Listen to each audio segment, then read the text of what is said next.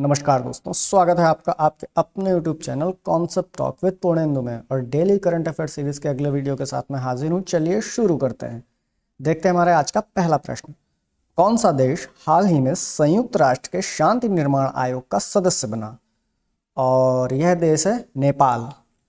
और संयुक्त राष्ट्र का जो शांति आयोग है, इसकी स्थापना 1945 में हुई थी और इसका उद्देश्य है संघर्ष के बाद के क्षेत्रों में शांति प्रक्रियाओं की निगरानी और निरीक्षण करना और शांति समझौतों को लागू करना, विश्वास निर्माण के उपाय, सत्ता साझाकरण व्यवस्था, चुनावी समर्थन आदि सुनिश्चित करना। ये सारे इसके कार्य हैं, उसके उद्देश्य हैं इंटरनेशनली। देखते हैं अगला प्रश्न। किस भारतीय अभिनेता को हाल ही में ब्रिटिश पत्रिका की 50 महानतम अभिनेताओं की सूची में शामिल किया गया? और वह भारतीय अभिनेता हैं शाहरुख खान। शाहरुख खान एकमात्र भारतीय अभिनेता हैं जिन्हें एक प्रमुख ब्रिटिश पत्रिका एम्पायर द्वारा अब तक के 50 महानतम अभिनेताओं की अंतर्राष्ट्रीय सूची में शामिल किया गया। पत्रिका ने 4 फिल्मों, संजय लीला भंसाली द्वारा निर्देशित देवदास, करण जौहर की माय नेम इज खान, कुछ कुछ होता है और आशुतोष गोवारिकर द्वारा निर्देशित स्वदेश में शाहरुख खान के पात्रों का विशेष रूप से उल्लेख किया है। देखते हैं अगला प्रश्न। इसरो ने हाल ही में आगामी चंद्रयान 3 मिशन में किस देश के उपकरण को ले जाया जाएगा? और यह देश है अमेरिका। और इससे पहले जो चंद्रयान मिशन 2 था, इसमें भी अमेरिका के ही उपकरणों को ले जाया गया था। देखते हैं अगला प्रश्न। हाल ही में यूट्यूब ने किस देश की जीडीपी में 10,000 करोड़ रुपए का योगदान किया है? और वह देश है Bharat. Online video platform YouTube से जुड़े इकोसिस्टम ने साल 2021 के दौरान भारत की जीडीपी यानी कि ग्रॉस डोमेस्टिक प्रोडक्ट में 10,000 करोड़ रुपए का योगदान दिया है। इसके अलावा इसने देश में करीब 7.5 लाख फुल टाइम नौकरियों को पैदा करने में भी अपना योगदान दिया है। देखते हैं अगला प्रश्न।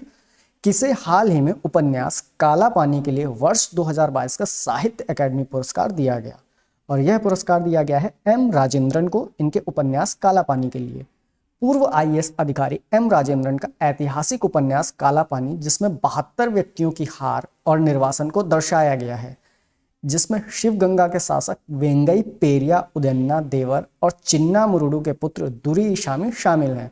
और इस उपन्यास को 2022 के साहित्य अकादमी पुरस्कार से नवाजा गया है। देखते हैं अगला प्रश्न। अमेरिकी सीनेट विभाग में प्रबंधन और संसाधन मामलों का विदेश उपमंत्री किसे नियुक्त किया गया है? और यह नियुक्ति की गई है भारतवंशी रिचर्ड वर्मा की। अमेरिका के राष्ट्रपति जो बाइडेन ने भारतीय मूल के अमेरिकी नागरिक रिचर्ड आर वर्मा को अमेरिकी सीनेट विभाग में प्रबंधन और संसाधन मामलों का विदेश उपमंत्री नियुक्त किया है। रिचर्ड वर्तमान में मुख्य विधिक अधिकारी और मास्टर कार्ड में वैश्विक लोक नीति के प्रमुख हैं। वे अमेरिका के राष्ट्रपति बराक ओबामा के कार्यकाल में भारत में अमेरिका के राजदूत और विधायी मामलों के सहायक मंत्री के तौर पर भी कार्य कर चुके हैं। देखते हैं अगला प्रश्न। हाल ही में भारत के राज्यों और जिलों के लिए सामाजिक प्रगति सूचकांक यानी कि सोशल प्रोग्रेस इंडेक्स SPI किसके द्वारा जारी किया गया है? और यह जारी किया गया है प्रधानमंत्री की आर्थिक सलाहकार परिषद, economic advisory council to the prime minister, जिसे शॉर्ट में EACPM बोला जाता है, उसके द्वारा। और यह परिषद है क्या? तो यह प्रधानमंत्री को आर्थिक और संबंधित मुद्दों पर सलाह देने के लिए गठित एक स्वतंत्र निकाय है। ना तो यह संवैधानिक है, ना ही सांविधिक है, यह एक स्वतंत्र निकाय है।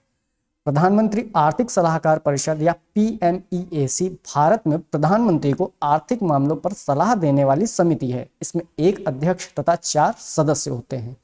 इसके सदस्यों का कार्यकाल प्रधानमंत्री के कार्यकाल के बराबर होता है। आमतौर पर प्रधानमंत्री द्वारा शपथ ग्रहण के बाद सलाहकार समिति के सदस्यों की नियुक्ति होती है। देखते हैं अगला प्रश्न।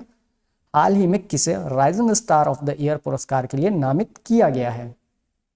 और यह नामांकन किया गया है अंतिम पांघाल।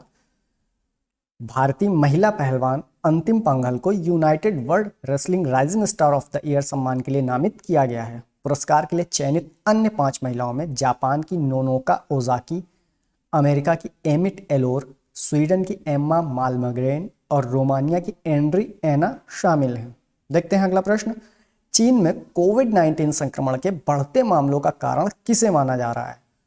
और यह जो नया संक्रमण है, यह कोरोना वायरस का BF7 वेरिएंट है। चीन में प्रमुख वायरस स्ट्रेन BF7 है, जो ओमिक्रॉन का एक उपसंस्करण है। इसका संचरण 1 साल से अधिक समय से हो रहा है। वर्तमान में ओमिक्रॉन के 500 से अधिक सब वेरिएंट प्रचलन में हैं और आपने सुना है ये नया वेरिएंट है, नया वेरिएंट, तो जानते हैं कि ये नया वेरिएंट बनता कैसे है। जब कोई वायरस गुणात्मक रूप से बढ़ता है यानी बहुत तेजी से बढ़ता है तो वह हमेशा अपनी एक सटीक प्रतिलिपि नहीं बना पाता, यानी जब वो बढ़ता है तो बिल्कुल एज इट इज नहीं बढ़ता है। इसका मतलब यह है कि समय के साथ वायरस अपने आनुवंशिक अनुक्रम के मामले में थोड़ा सा भिन्न हो सकता है और यही थोड़ी भिन्नता उसका नया वेरिएंट बना देती है। देखते हैं अगला प्रश्न। 24 दिसंबर को कौन सा दिवस मनाया जाता है? और 24 दिसंबर यानी आज मनाया जाता है राष्ट्रीय उपभोक्ता दिवस। देश में उपभोक्ताओं के महत्व, उनके अधिकारों और दायित्वों के बारे में जागरूकता फैलाने के लिए प्रतिवर्ष 24 दिसंबर को राष्ट्रीय उपभोक्ता दिवस मनाया जाता है। वर्ष 2022 के लिए इस दिवस की थीम है निष्पक्ष डिजिटल वित्त। थीम को आप इंग्लिश में ही याद रखिएगा, फेयर डिजिटल फाइनेंस।